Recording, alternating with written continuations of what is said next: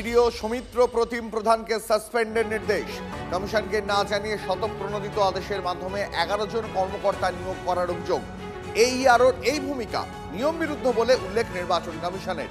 আমাদের প্রতিনিধি শ্রাবন্তী আমাদের সঙ্গে রয়েছেন। শ্রাবন্তী, আরেকটু ডিটেল এই বিষয়টা জানতে চাইবো, কারণ কার্যত নজিরবিহীন বলা চলে বসিরহাটের দুয়ের AERO তথা বিডিওর বিরুদ্ধে কড়া নির্বাচন কমিশন।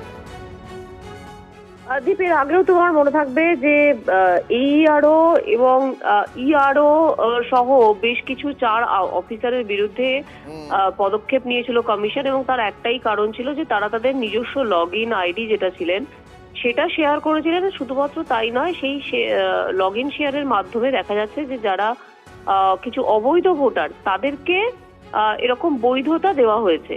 এরপরই করা হয়েছিল নির্বাচন কমিশন, কিন্তু দেখা যাচ্ছে যে এরপরেও সতর্ক হয়নি বেশ কিছু AERO। গতকালের ঘটনা সেরকমই একটি ঘটনা, যেখানে বসিরহাটের AERO তাকে সাসপেন্ড করার নির্দেশ দেওয়া হয়েছে, এবং এই জন্য কমিশন একটি মুখ্য নির্বাচনী আধিকারিক একই সঙ্গে মুখ্য সচিবকে চিঠি লিখেছেন।